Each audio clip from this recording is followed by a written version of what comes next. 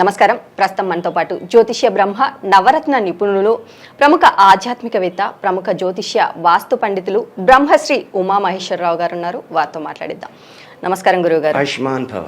గురుగారు, ధనుసు రాశి వారికి జూలై నెలలో ఎలా ఉండబోతుందో తెలియచేయండి. ధనుసు రాశి వారికి అన్ని విధాలలో శుభదాయకంగా ఉందని, అలాగే గత 6 నెలల క్రితం ఈ సంవత్సరం అంతా ధనుసు రాశి వారికి బాగుందని చెప్పాను. ఇప్పుడు బాగుందనే చెప్తున్నాను.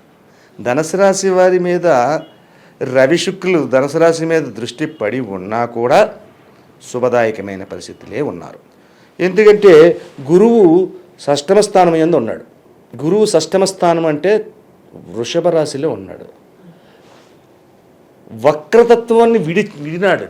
వక్రత్యాగం జరిగింది, శుభతత్వంగా వచ్చింది.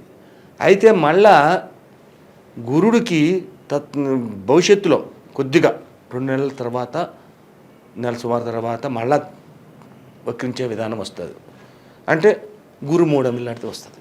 అటువంటిప్పుడు మన నష్టదాయకమైన పరిస్థితి వస్తుంది. కానీ అంతవరకు ఈ యొక్క ధనుసు రాశి వారికి ఎంత దూర ప్రయాణం చేసినా కూడా సునాయాసంగా చేస్తారు. కాశీ వెళ్ళి రావాలి అంటే దిల్సుఖ్నగర్ వెళ్ళి వచ్చినట్టుగా ఉంటుంది. అక్కడ అంత దగ్గరగా ఉన్నట్టుగా ఉంటుంది. అంటే శుభదాయకమైన ఫలితం కాబట్టి అటువంటిది ఉంటుంది. ఆరోగ్యం బాగుంది. ముఖ్యంగా ఏంటంటే ఆరోగ్యాన్ని చూసుకోవాలి. ఆరోగ్యం సుప్రసిద్ధంగా ఉంది. ఏ రకంగా చూసినా ఆరోగ్యంలో నష్టదాయకమైన పరిస్థితి ఈ ధనుసు రాశి వారికి లేదు. అలాగే ఆషాఢమాసం అయినా కూడా శుభదాయకమైన వ్యవహారాలు నడుపుతారు వీళ్ళు. అంటే పెళ్ళిళ్ళ గురించి మాట్లాడతారు. స్థలములు రిజిస్ట్రేషన్లు చేసుకోవడానికి ముహూర్తాలు నిర్ణయం జరుగుతుంది. స్థలాలు, ఇళ్ళు, ముహూర్తాలు పెట్టుకోవడానికి అటువంటివన్నీ చేస్తారు. విద్యార్థి రంగం వారికి కూడా శుభదాయకమైన శుభ ఫలితాలు వింటారు. అంటే మంచి ఉద్యోగం వచ్చింది, నేను కెనడా వెళ్ళాలనుకున్నాను, కెనడాకే వెళ్ళాను. కెనడాకి వెళ్దాం అనుకునేసరికి మేము చోట పోయామని కుదరలేదు, కెనడా వెళ్ళలేదు, సింగపూర్ వెళ్ళాం అన్నది రాదు. ఎక్కడికి వెళ్ళాలనుకుని ఆలోచన చేశారో అక్కడికే వెళ్ళే పరిస్థితులు ఈ యొక్క ధనుసు రాశి వారికి ఉంది. అలాగే బంధుమిత్రాదులతో కలిసి విందు వినోదాలతో పాల్గొనడము, సంతోషకరమైన వార్తలు వినడం. సంతోషకరమైన వార్తలు వింటారు. ఏ వార్తలు అన్నది తర్వాత సంగతి. మంచి వార్త ఏమంటే వస్తాయి. పలానా వాళ్ళు ఇలాగ ఇల్లు కొన్నారని, లేకపోతే ఇంకో స్థలం కొన్నారని, ఇంకేముంది, ఇటువంటి లాభదాయకమైన వార్తలు వినడం అనేది ఈ యొక్క ధనుసు రాశి వారికి లాభదాయకమైన ఫలితములు కలుగుతున్నాయి. అలాగే భార్యాభర్తల మధ్యన ఉన్న కలహములు ఏమిటి? శుభదాయకమైన ఉన్నాయి కదా. కలహాలు ఉన్నాయంటే ఏంటంటే ప్రేమ కలహాలు ఉన్నాయి తప్ప మామూలు కలహాలు లేవు. అటువంటి విధంగా ఉన్నారు. ఇక్కడ రాజకీయ నాయకుల్ని తీసుకున్నాను. రాజకీయ నాయకులు ఏ రకంగా ఉన్నారు అంటే సమృద్ధిగా సంపాదన చేసుకునే పరిస్థితిలో ఉన్నారు. అంటే వీరి మాటకి తిరుగులేదు.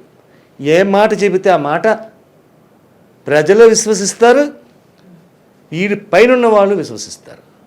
అనుకున్న దానికి 10 ఇంతలుగా ఫలితాన్ని పొందే పరిస్థితి రాజకీయ నాయకులకు ఉంది. రాజకీయ నాయకులకి ఇంతవరకు నష్టదాయకమైనవిగా ఉండి నేను చెప్పలేదు కొన్ని రాజుల వారికి. కానీ ఇక్కడ శుభదాయకం కనపడుతుంది. కళ్ళారా కనపడడం మనం చెప్పాలి. అత్యధికమైన శుభదాయకమైన ఫలితాలు. అటువంటి విధంగా వీళ్ళు ఎదురుకెళ్తున్నారు. అలాగే నా యొక్క అనాలిసిస్ ప్రకారంగా లెక్క వేసుకుంటే ఈ ధనుసు రాశి వారు ఆగస్టు నెల కానీ సెప్టెంబర్ నెల కానీ, ఈ యొక్క జూలై వెళ్ళిన తర్వాత ఆగస్ట్ సెప్టెంబర్ నెలలో ఒక గృహ నిర్మాణాన్ని ప్రారంభం చేయడం కానీ పూర్తి చేయడం కానీ జరుగుతుంది. ఇక కోర్టు వ్యవహారాల్లో ఉన్నవారు ఏదైనా సరే శుభతత్వమైన ఫలితాలే ఈ యొక్క ధనుసు రాశి వారు పొందుతారు. అత్యధికమైన శుభదాయకమైన ఫలితములు ఈ ధనుసు రాశి వారికి ఉన్నది. అలాగే ఆగస్ట్ సెప్టెంబర్ నెలలోని ఒక గృహమును నిర్మాణము కానీ పూర్తి చేయడం కానీ, ప్రారంభం కానీ పూర్తి చేయడం కానీ అన్నది కంపల్సరీగా జరిగి తీరుతుంది ఈ ధనుసు రాశి వారికి. అయితే ధనుసు రాశి వారికి ఇన్ని శుభదాయకమైన ఫలితాలు ఉన్నాయి కదా, ఇంకా మంచి శుభదాయకమైన ఫలితాలు పొందాలంటే ఏమి చేయాలి? శుక్రవారం ధనుసు రాశి వారు శుక్రవారం నాడు చక్కెర పొంగలిని నివేదన చేయండి అమ్మవారికి. చక్కెర పొంగల్ ఇవ్వండి. చక్కెర పొంగల్లో జీడిపప్పు కిస్మిస్తో పాటు కొబ్బరి ముక్కలు వేయండి. కొంచెం ఎక్కువగా చక్కెర పొంగల్ తీసుకుని ఐస్ క్రీమ్ కప్పులు లాంటి కప్పులు తీసుకుని అమ్మవారికి నివేదన చేసి ఆ భక్తులకు అందరికీ ఆ చక్కెర పొంగల్ని నివేదన చేపించండి. అలాగే దుర్గాదేవి ఆలయంలో ఎర్రని పువ్వులు, ఎర్రని గాజులు, అలాగే కలకండ, పటికి బెల్లం. కలకండ అంటే పటికి బెల్లం అంటారు, పెద్ద కొంచెం దావుగా ఉంటుంది, మిశ్రీ కాదు, పటికి బెల్లం. కలకండ కొంచెం పెద్దగా ఉంటుంది. ఆ యొక్క దాన్ని తీసుకుని ఈ చక్కెర పొంగల్ కూడా తీసుకెళ్ళి ఆరావళి అనే కుంకుమతోటి అష్టోత్తర పూజ చేయించి, గోత్రనామాలు చెప్పించి అష్టోత్తర పూజ చేయించండి. పూజ చేయించి ఆ చక్కెర పొంగల్ని మళ్ళీ తీసుకుని నివేదన అక్కడ చేయండి. అలాగే ఇంటికి వచ్చిన తర్వాత భోజనం, మధ్యాహ్న భోజనం చేసేది శనగలతో భోజనం చేయండి. శనగల కూర, శనగలు వేపుడు ఏది చేసుకుంటారు, శనగలతో మసాలా పెట్టి కూర చేస్తే చాలా బాగుంటుంది అని విన్నాను, నేను తినలేదు. కానీ ఆ శనగలతో కూర చేపించి ఆ శనగలు ఉండాలి. సాంబార్ చేసుకోండి, లేదా ఇంకో కూర ఏదైనా వండుకోండి, లేదన్నా శనగల కూర మాత్రం కంపల్సరిగా తినాలి. ఎందుకు ఇవన్నీ చెప్తున్నాను అంటే ఇదంతా గురుతత్వానికి సంబంధించినవి చెప్పాను నేను. ఈ చక్కెర పొంగలి, కిస్మిస్సు, కాజు, ఇవన్నీ కొబ్బరి ముక్కలు, ఇవన్నీ గురుతత్వానికి సంబంధించింది. శనగలు కూడా గురువుకు సంబంధించింది. కాబట్టి శనగల కూర తినాలి. మధ్యాహ్నం నిద్రపోకూడదు, ఎట్టి పరిస్థితుల్లో నిద్రపోకూడదు. నిద్రపోకుండా ఉండి విష్ణు సహస్రనామాన్ని వినండి. చదవద్దు, వినండి. చదవడం వస్తే చదవండి, చదవడం రాకపోతే వినండి. విష్ణు సహస్రనామాన్ని చదివి తర్వాత మళ్ళా సాయం సంధ్యా సమయంలోని శివాలయానికి వెళ్ళండి.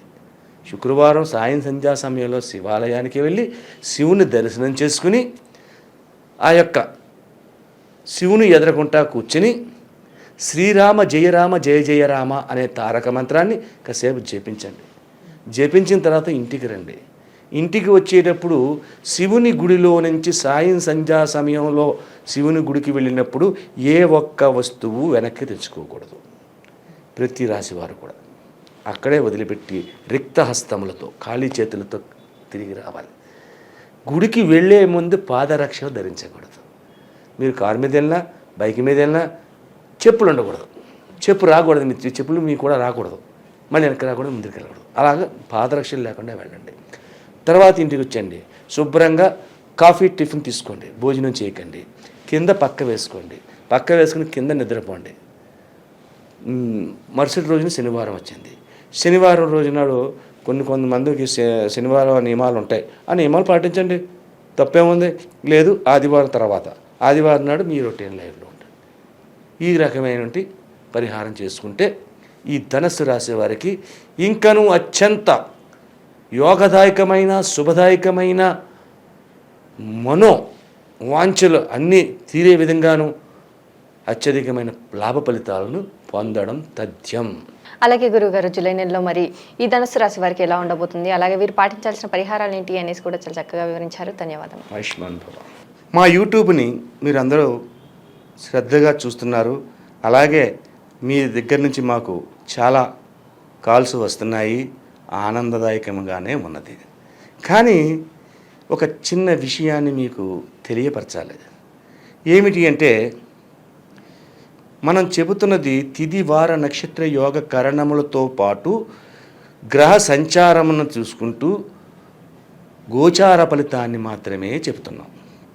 అంటే వెంకటేశ్వరరావు అనే పేరు వాళ్ళు ఉన్నారు. వెంకటేశ్వరరావు ఎంతమంది ఉన్నారు? కొన్ని కోట్ల మంది ఉన్నారు.